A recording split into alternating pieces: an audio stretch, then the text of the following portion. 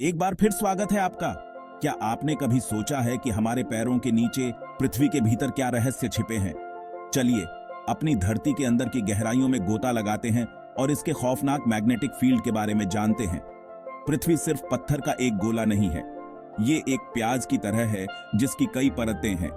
हर परत का हमारे ग्रह की गतिशीलता में एक अहम रोल है। ये सफर शुरू होता है ठीक सतह के नीचे, क्रस्ट में। ये पृथ्वी की सबसे बाहरी परत है जो पतली और भंगुर है। यहीं हम रहते हैं और अपने शहर बनाते हैं, और गहराई में जाने पर हम मेंटल से टकराते हैं। ये विशाल बीच की परत अर्ध ठोस चट्टान से बनी है जो समय के साथ धीरे धीरे बहती है।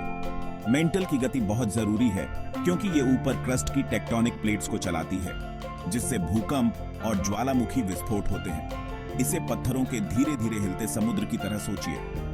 अगला पड़ाव इस सफर के केंद्र में, यानी पृथ्वी का कोर, जो दो हिस्सों में बंटा है, आउटर कोर और इनर कोर। आउटर कोर पिघले हुए लोहे का एक घूमता हुआ समुद्र है, जबकि इनर कोर आयरन निकल एलॉय का एक ठोस गोला है। आउटर कोर की गति खास तौर पर दिलचस्प है क्योंकि यह हमारे ग्रह का मैग्नेटिक फील्ड बनाती है। अब बात करते हैं उस मैग्नेटिक फील्ड की। यह पृथ्वी के चारों ओर लपेटी गई एक विशाल अदृश्य ढाल की तरह है जो हमें सूरज की हानिकारक किरणों और कॉस्मिक किरणों से बचाती है।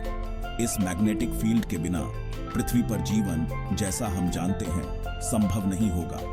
यही कारण है कि कंपास उत्तर की ओर इशारा करते हैं और क्यों आसमान में उत्तरी और दक्षिणी ध्रुव प्रकाश नाचते हैं। ये मैग्नेटिक फील्ड स्थिर नहीं है, ये बदलता और विकसित होता रहता है।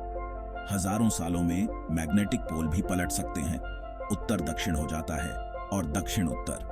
ये एक धीमी प्रक्रिया है, लेकिन ये हमारे ग्रह के गतिशील स्वभाव की एक नाटकीय यादगार है।